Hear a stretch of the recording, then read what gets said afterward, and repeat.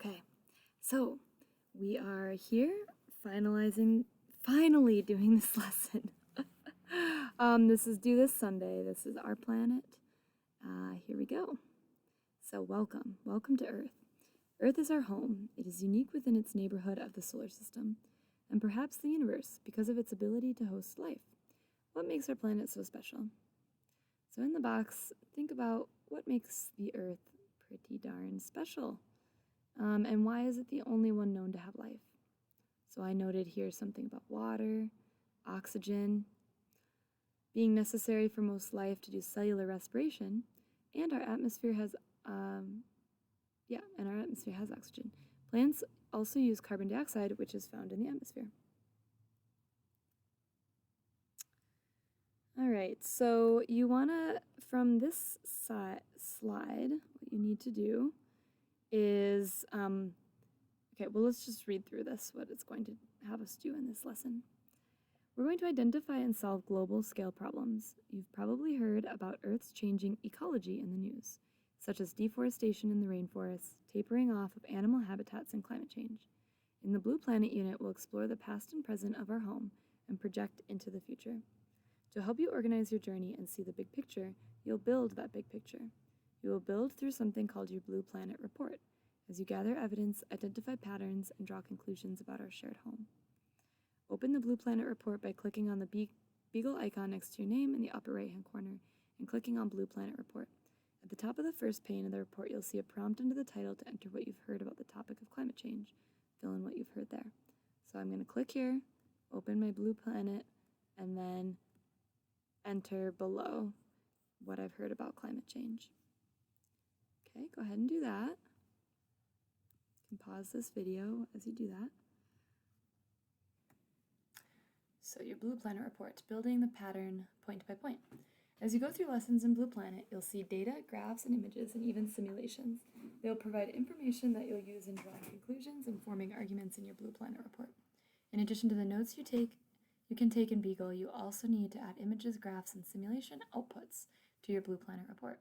To make that easier, you'll see some things in each lesson that have a button labeled Add to Observations beneath them. Simply click on the button to begin adding the data point to your observation in your report. Before you can add the observation to your report, though, you'll need to enter a description. This is important. It allows you to put the images in the context of how you learned about it. Be sure to put in good 1 to 2 sentence descriptions of what the image is showing and why it's important. Don't worry, you can edit it within the report by opening your observations found in the top right corner of the Blue Planet Report. If an observation doesn't appear in your observation immediately, don't panic. Sometimes it can take a few seconds. Add the image to the right to your observations. For the description, just write test. Okay, here we go. Test. Update. Next. The breakdown. Your Blue Planet Report has 3 sections: analysis, synthesis, and design. For now, you'll be working on the analysis section. In analysis, you'll select 3 observations from each lesson that you used in drawing your conclusion. The conclusions you draw at the end of each of the first 5 lessons will be automatically added to your report. Sounds good? With that in mind, let's continue. All right, so which attributes of Earth make it unique? Take a moment to consider all the attributes of Earth. From the list below, select the attributes that make Earth unique among planetary bodies in the solar system. You will not be scored on completion, not accuracy. You will be scored on completion, not accuracy. So it has clouds. Actually, a lot of the gas giants in Jupiter and Saturn, they have clouds. Volcanically active. There are some moons like Titan and Io that have volcanoes, but Earth is pretty unique in that, although there are other planetary bodies that have volcanoes. Lots of planets have atmospheres. Jupiter, Saturn have atmospheres. Venus has an atmosphere. Frozen water at the surface. Mars actually has water at the surface too. So the thing that's unique here is liquid water at the surfaces. Okay, and here they say, good instincts. The presence of liquid water exposed to the surface makes Earth unique in the solar system. Liquid water is incredibly important to life as we know it. At the small scale, liquid water is needed for chemical reactions within cells. At larger scales, liquid water is important for transporting nutrients, movement, reproduction, and other needs. At the planetary scale, liquid water stores heat and moves energy around the planet. So it's a pale blue dot. Why are we so blue? Looking at Earth to the right, what makes our planet seem blue from space? Probably those liquid waters.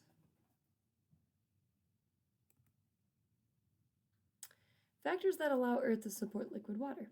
What factors allow Earth to support liquid water at the surface? Take a moment and consider all of the factors that could allow Earth to support liquid water at its surface. From the list below, select the factors that determine whether liquid water will be stable at Earth's surface. You will not be scored on completion. You will be scored on completion, not accuracy of your response. All right, so you can imagine, let's see, volcanic eruptions are going to spew some water vapor, which isn't necessarily liquid. Pressure is going to keep the water liquid, and so will temperature. Vegetation benefits, and geologic activity doesn't necessarily relate. Okay, so we're going to focus on temperature. Which of the factors do you think is the most important to Earth being able to support liquid water? Okay, so no matter which one of these you choose, you're just going to keep your hypothesis in mind. But if we look here, I love albedo. I think is an interesting concept. It's how much light an object reflects. High albedo objects reflect most of the light that shines in them. Low albedo objects reflect very little of the light that shines in them. They absorb the light. So like things that are black are going to absorb a lot of that light. White snow is said to have a lot of albedo. The average albedo of Earth has been measured from space. It is 30%.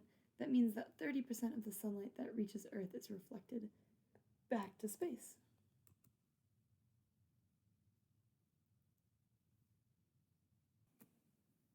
Okay, so distance from the sun. What factors allow Earth to support liquid water? Let's test whether our distance from the sun is the reason why Earth can support liquid water. Using the diagram to the right, identify the distances of Mars in AUs.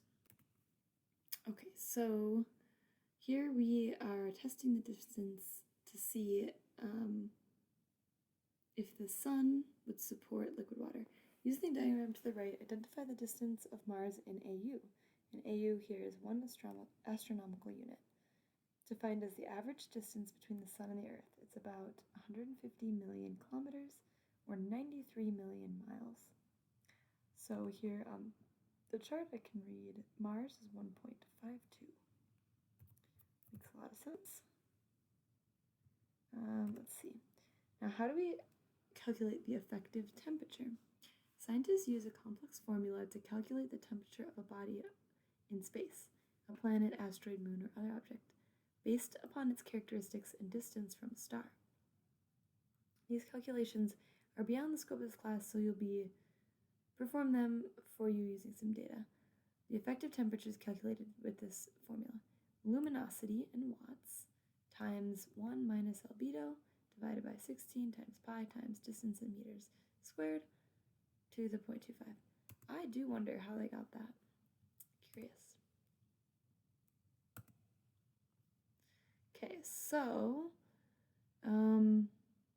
the temperature can be determined on a rocky planet.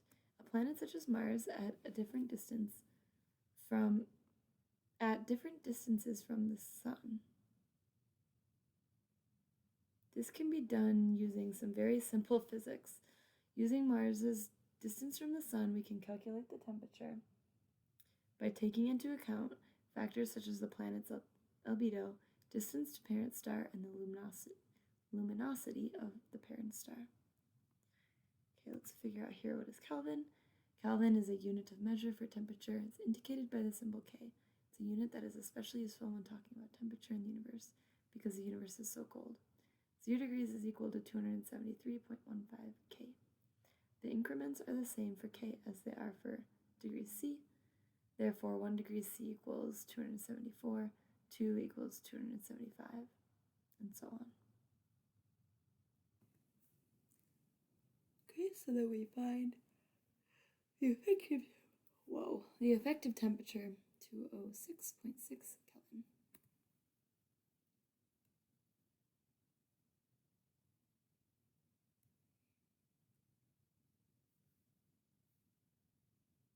What factors allow Earth to support liquid water? Using the diagram to the right, identify the distance of Mercury and Earth in AU. Let's look at Mercury. Earth can be 1.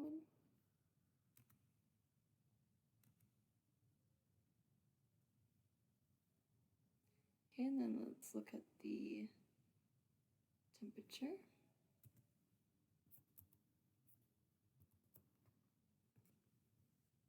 Earth, 254.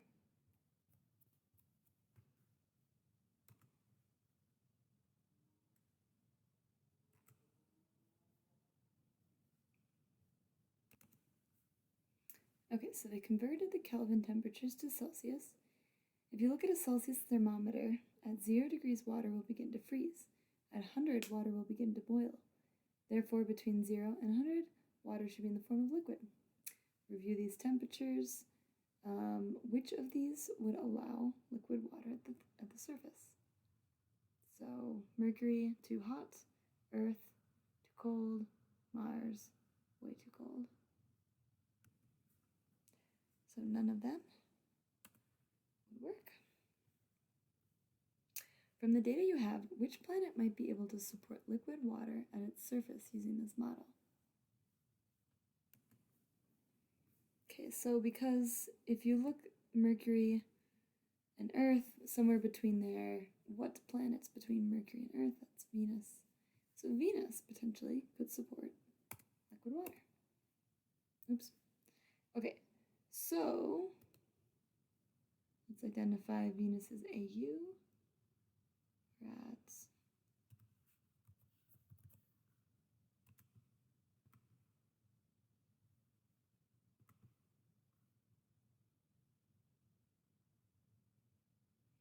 Using Venus's distance from the Sun, we calculated the temperature.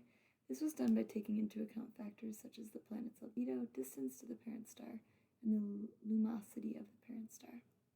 According to the calculations below, what is the temperature in Kelvin? 3.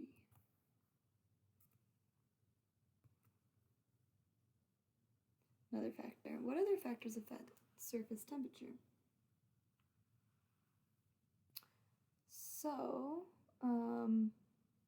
using only distance from the Sun, Earth should be covered in snow and ice, but it is not. Venus should be a paradise, but measurements of its surface temperature reveal it is hot enough to melt lead.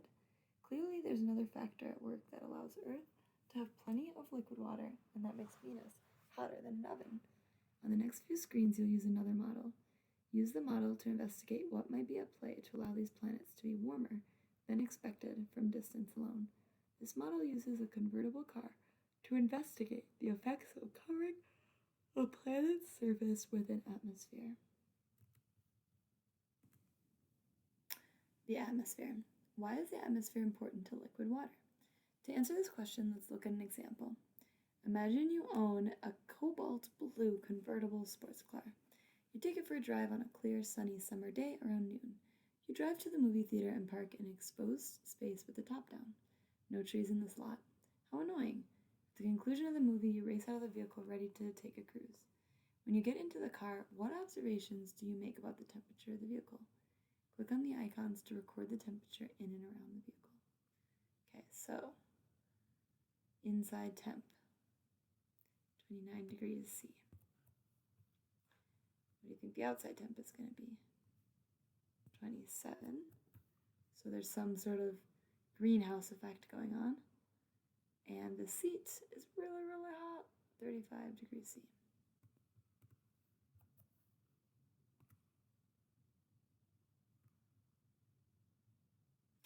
So I wonder how that would change if the top was up. Until now, the top of the convertible has been down. Make a hypothesis. What will happen to the temperature in the areas you measured when the top of the convertible is put up? Inside, my guess is it'll go up. Outside will not change. The seat temperatures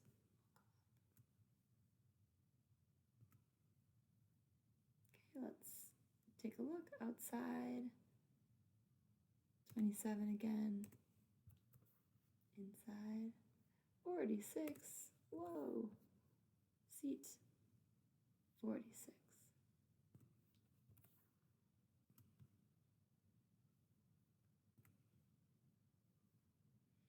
Comparing temperatures. Why is the atmosphere important to liquid water?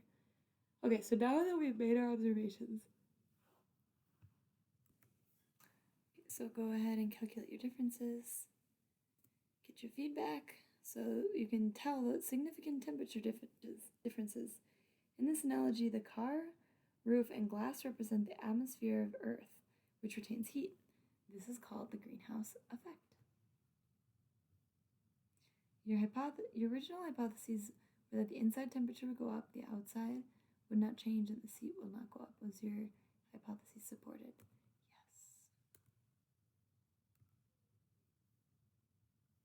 Alright, so here's where we get to the greenhouse effect.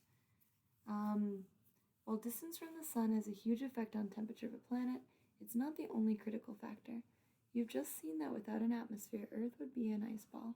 And using the analogy of a convertible, you've seen that an atmosphere can make a big difference. In fact, Earth's atmosphere warms its surface by about 30 degrees C. That's a big effect called the greenhouse effect. What is the consequence of the greenhouse effect on Earth? Does it apply pressure? Does it increase the albedo? Does it increase the radius? Or does it warm the surface? The greenhouse effect is a natural process, yes.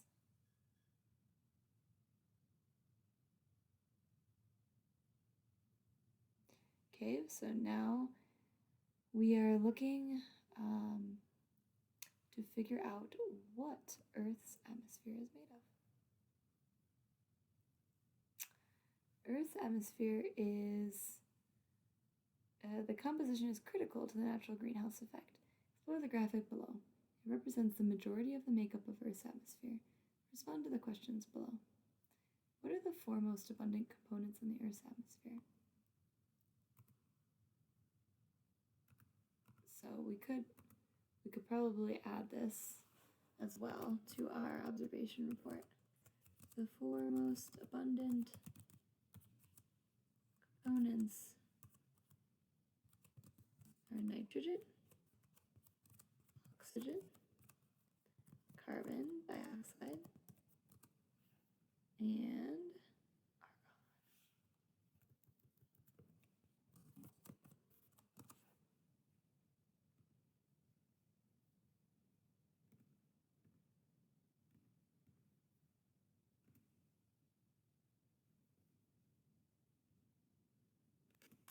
Okay, well, read that wrong. So don't forget about this water vapor here. So carbon dioxide is a trace gas. Let's change that.